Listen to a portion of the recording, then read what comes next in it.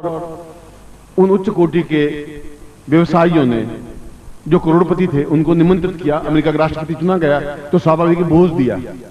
भोज में लिंकन को भी बुलाया कि आप राष्ट्रपति हैं, आपके सम्मान में हम भोज दे रहे हैं और शाम को 7 बजे आपको इस जगह पहुंचना है, इस होटल में पहुंचना है। 7 स्टार होटल थी, यहां तो 5 स्टार होटल ही होती है, वहां 7, 8, 9, 10, 11 स्टार भी होटल भी होती हैं। वो गया अपने सामान्य वही चप्पल पहने हुए, पैंट पहनी हुई सामान्य और सामान्य कुर्ता पहना हुआ और चला गया तो दरबार ने रोक दिया। यहाँ अमेरिका के राष्ट्रपति आने वाले हैं, तुम हट जा। उसने कहा कि मैं अमेरिका का राष्ट्रपति हूं भाई, अंदर तो मेरे सम्मान में भोज हो रहा है, तुम मुझे रोक रहे हो। तेरे जैसे बहुत राष्ट्रपति मैंने देख लिए, उसको भगा करके दूर कर दिया। फिर दूसरी बार 15 मिनट हो गए, अंदर इंतजार कर रहे हैं कि राष्ट्रपति टाइम के पक्के आए ही नहीं, क्या हुआ, शायद कोई काम हो गया होगा। फिर 5 मिनट बाद 10 मिनट बाद फिर आया, उसने कहा कि मेरे सम्मान पूछ लो, मैं लिंकन हूं। उनका यहाँ तो 10,000 लिंकन बनते, तेरे जैसे पागल बहुत हैं, चल हर एक अपने आपको लिंकन कहता है, यहाँ चला जा जूते खाएगा, गेट आउट, वहां खड़ा हो जाए। फिर बेचारा एक तरफ खड़ा हो गया। ऐसा आधा घंटा कसम कसम वो लिंकन चलता रहा, क्यों कपड़े ऐसे ही पहने हुए थे। वो घर गया, घर जाने के बाद में एकदम से नई पैंट, नया शर्ट, एकदम टाई बांधी, हेट लगाया, हाथ में छुरी ली और एक बग्गी किराए पर ली बहुत उच्च कोटि की, और उसमें एकदम से आया। आते ही दरबार में सैल्यूट किया कि राष्ट्र अमेरिकन राष्ट्र, हाँ वो बचिए, उनको सम्मान के साथ अंदर ले गए। लोगों ने हर्षध्वनि की कि अमेरिका के राष्ट्रपति हमारे बीच में बैठे हैं। भोजन परोसा गया, भोज परोसा गया। तो अब परंपरा ये है कि जो मेहमान जो हैं उच्च पदस्थ व्यक्तित्व हैं, पहले वो भोजन करें तब बाकी शुरू करें। ऐसी ही परंपरा है, ऐसी शिष्टता है, यही मर्यादा है। मैं आपके घर में आऊं तो ऐसा नहीं मैं बैठूं तब तक आप पहले भोजन करके खत्म ही कर लो, ऐसा तो मर्यादा होती नहीं। अब लिंकन भोजन करे नहीं, बैठा। उनके सेक्रेटरी का सर आप भोजन शुरू करेंगे तब ये भोजन करेगा। तो उसने कोट को पकड़ा और कोट का बटन दाल में डुबो दिया। फिर एक पैंट का पीस पकड़ा और उसको रोटी पे छुपा दिया। उसने कहा अमेरिका का राष्ट्रपति हमने चुना है, पागल टाइप तो नहीं है, इसने ये क्या कर रहा है। फिर टाई को उठाया, एक सब्जी में लगा दिया। लोगों ने कहा आप कर क्या रहे हैं, ये क्या हो रहा है। उसने कहा कि यहाँ मेरी कोई कद्र नहीं है, इन टाई में तो पहले आधे घंटे पहले आ चुका था, मगर ये कपड़े थे नहीं, इसलिए मुझे अंदर आने दिया। अब ये कपड़े पहने तो मेरा सम्मान हुआ, तो सम्मान मेरा तो हो नहीं रहा है, कपड़ों का सम्मान हो रहा है, इसलिए कपड़ों को भोजन करवा रहा हूं। तो मेरा ही सम्मान नहीं है, मैं खाऊंगा भी क्या। आप लोग भी कपड़ों का ही सम्मान कर रहे हैं।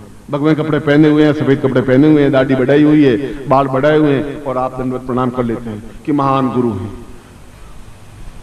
और लिंकन वाला घटना घटती है क्योंकि हमारे पास में वह दिव्य नेत्र नहीं है, इसलिए उसने गुरु शब्द बना दिया कि जो भी हो वो गुरु, और दूसरा शब्द बनाया सदगुरु। दो शब्द बनाए। सदगुरु जो स्वार्थ से सिद्ध नहीं हो, जो अपने शिष्यों के कड़वाहट से भी कह सके, डांट सके, डपट सके, प्यार भी कर सके। कल भी मैंने यही बताया था कि ज्वालामुखी भी हो और प्रेम की सरिता भी हो, इसलिए सदगुरु शब्द बनाया। और सदगुरु ही संस्कार दे सकता है, गुरु संस्कार नहीं दे सकता है। सदगुरु जिसके पास ज्ञान हो, जिसके पास चेतना हो, जिसके पास साधना हो, जिसके पास मंत्र हो, जिसके पास कुछ भी हो बांटने की क्रिया करता हो, और वो संस्कार आपको दे। क्यों देगा आपको। मैं आपको, मेरे पास पूंजी है, अगर मान लो कोई बिजनेसमैन है, बिड़ला जी आपको 5 लाख रुपए क्यों देंगे। आपने किया क्या उनके लिए, बिड़ला जी के लिए। कोई बिजनेसमैन आपको 200 रुपए क्यों देगा, 1000 रुपए क्यों देगा। और गुरु भी आपको संस्कार क्यों देगा।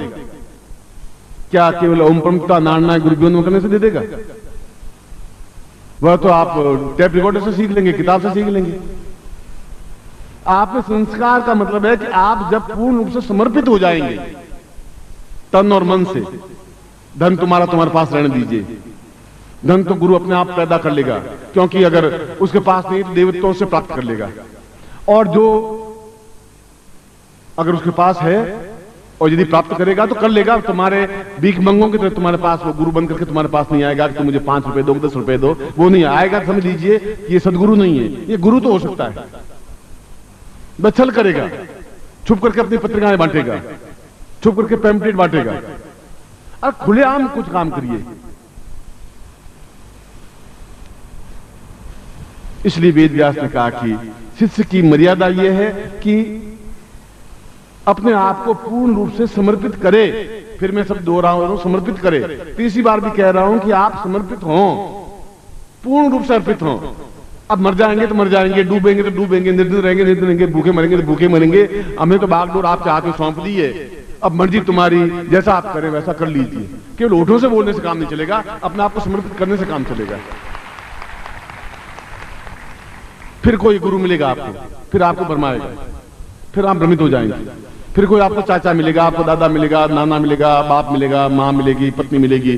फिर कह रहा है क्या कर रहा है, क्योंकि जैसे वो है उस तरीके से आपको बनाने के लिए प्रयत्नशील होंगे ही, क्योंकि वे आपके स्वजन हैं और मेरी व्यक्तिगत राय में वे दुर्जन हैं।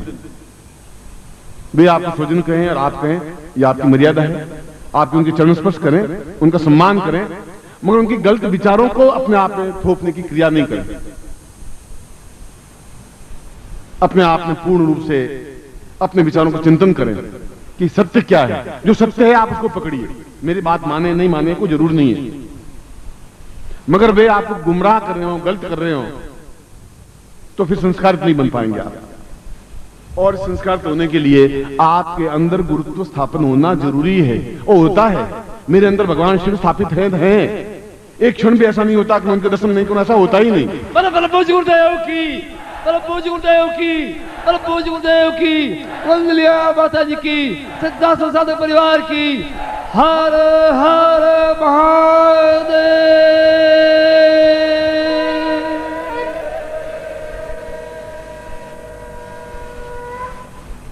और समर्पित शिष्य मन से अलग रह ही नहीं सकता, तन से अलग होना मजबूरी है। और अगर तुम्हारे पास मजबूरी है तो तुम गए बीते आदमी हो, घटिया आदमी हो। मजबूरी शब्द है क्या, कहां बना हुआ है, कहां से बना हुआ है? असंभव और मजबूरी तो शब्द ही नहीं है शब्दकोश में, और मेरे शब्दकोश में नहीं है तो फिर तुम्हारे शब्दकोश में भी नहीं होने चाहिए। कौन सी मजबूरी है? गुरुजी मजबूरी थी, कौन सी मजबूरी थी भैया? क्या मजबूरी है? ये तो अंतिम क्षण तक तुम्हारी मजबूरी रहेगी। कौन सी मजबूरी है क्या? जब जीवन में एकदम से छलांग लगानी है, तो समुद्र को पार करना है, तो फिर सोच विचार करने की जरूरत नहीं है। किनारे पर जो खड़ा रहेगा, घोंगे, सीप और कंकर पत्थर से झोली भर के जाएगा। बीच समुद्र में जो कूदेगा, या तो मगरमच्छ की भेंट हो जाएगी या फिर मोती लेके बाहर निकल जाओगे, फिर बीच में नहीं रह पाओगे आप। मैं तुम्हें कायर और बुज़दिल नहीं बनाना चाहता हूं। मैं ये भी नहीं कहना चाहता हूं आप लड़कू बन जाएं। मैं ये नहीं कहता हूं आप AK-47 राइफल उठा लें। मैं ये भी नहीं कहता हूं आप किसी को मारे पीटें। मैं कह रहा हूं कि आपके आंख में तेजस्विता होनी चाहिए, और तब हो पाएगा कि सूर्य ने कहा है कि जल में कुंभ, कुंभ में जल है, बाहर भीतर पानी, फूटा कुंभ जल जल ही समाना, यह तथ्य कहा गया नहीं। ज्ञानियों ने यह तथ्य कहा है कि एक गिलास में पानी है, एक समुद्र में पानी है, दोनों पानी अलग अलग है। जो ही गिलास को समुद्र में डुबाया, वो दोनों पानी एक मिल गए, उसको भी समुद्र देवता कहने लगे। जब आप अलग हैं तो फिर अलग हैं। जो ही आप मुझे मिक्स हुए, अपने समाहित हुए, तो आप भी अपने आप में पूर्ण तत्व प्राप्त कर ही लेंगे। उसमें कुछ रुकने की संभावना ही नहीं है। गुरुदेव की, गुरुदेव की, वंदलिया माता जी की, सिद्धार्थ साधक परिवार की। हर हर महादेव।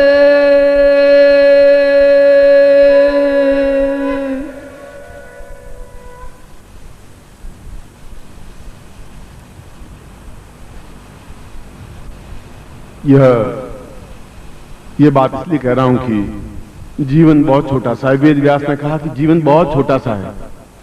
इसमें जो समुद्र के किनारे सोचता रहता है वह कुछ नहीं कर सकता, और ज्यादा से ज्यादा नुकसान तुम्हारा क्या हो सकता है? भूखे मरेंगे, ये होगा।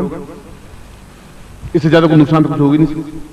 अगर भूखे मरेंगे तो मेरा घर खुला है आप सबको, लोगों के लिए, जिंदगी भर के लिए, अगली जिंदगी के लिए भी खुला है। बस ये और गारंटी है। इसके अलावा गारंटी आपको क्या दे सकता हूं? मैं अपने शब्दों से मुकरूंगा नहीं। और मजदूरी बोरी ठोकर के रोटी खा लेंगे, पत्नी को खिला देंगे, बच्चों को खिला देंगे। और बड़े हो गए बच्चे, सपूत होंगे तो कमा के खा लेंगे, कपूत होंगे तो मैं दूंगा वो भी उड़ा देंगे। फिर मैं काय के लिए माथा फोड़ी करूं? मैं पैसे दूं, कपूत होगा उड़ा देगा, तभी बेकार। सपूत होगा अपने आप कमा लेगा। मैं काय के लिए मोहग्रस्त बनूं? क्यों मोहग्रस्त बनूं? आप क्यों मोहग्रस्त बने?